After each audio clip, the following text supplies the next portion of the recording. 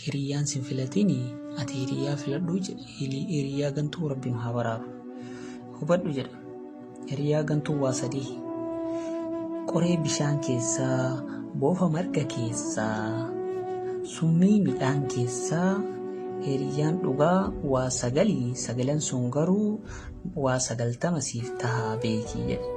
Abdii jireenya keetii, obsa jiruu keetii, gorsa jiruu keetii, qajeelchaa karaa haqaa, dawaa sammuu keetii, irkoo guyyaa rakkoo, galma geessaa kaayoo keetii, jajjabeessaa hojii keetii, gorfataa garaa guddinaa, hiriyyaan sobaa mannaa diina dhugaa wayyaa jedheetiin irraa baqadhe jedhe Farhaan Sulee. Kaayoo hiriyyaa gadhee jireenya balleessa, namaa gadi si godha, agartuu kee jaamsee ija kee balleessa. Miila kee mummuree tarkaanfii si dhoorga, harka kee si hidhee hojiirraa si hambisa, sammuu kee maraachee baaftee si salphisa. Jaarsaa fi jaartii addaan baasee kophaatti hambisa, fuudha heeruma dhoorgee manatti hambisa. Ummata keessatti maqaa kee xiqqeessuudha. Hiriyyaan dhugaa hoo maali? Karaa hamtuu irraa si gorsa, karaa qajeeltuu siif hawwa. Yeroo gaarii hojjettu gammachuu kee siif qaba. Yoo ati rakkatte si wajjin cinqama, bakka ati hin jirrettis toltuu kee siif hawwa. Utubaa siif ta'a, siif ijaara, ol fuudhee si baata, tabbarra si baasa. Akkuma viidiyoo irratti argitan kan tabbaa gadi ol darba. Hiriyyaan badaan kan kabajaa siif laata, maqaa kee ol qaba, gammachuun kee gammada.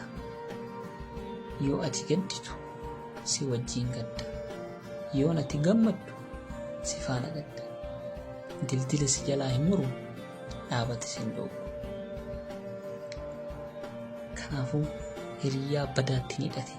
Hiriyyaa gaarii filadhu. Yaa shamara, yaa dhiiraa. Bifti jaalala hin taatu.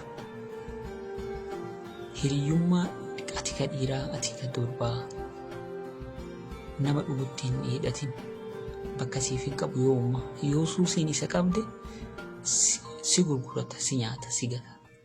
Hiriyyaan badaan karaa fagoo wajjin hin deemtu. Bakka arge si gurgurata.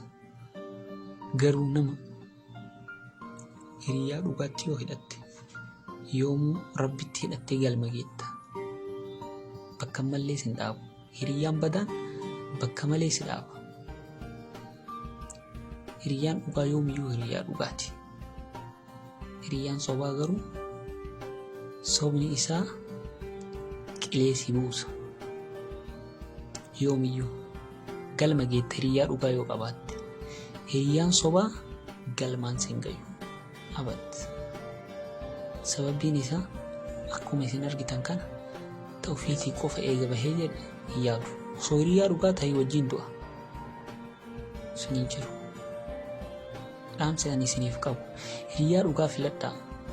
Yoo inni badaa ta'e gatii biraa deemi. Osoo ati kaan hiriyyaa sobaa wajjin teettu hiriyyaan dhugaa sin tarii. Yoomiyyuu hiriyyaa dhugaa filadhu.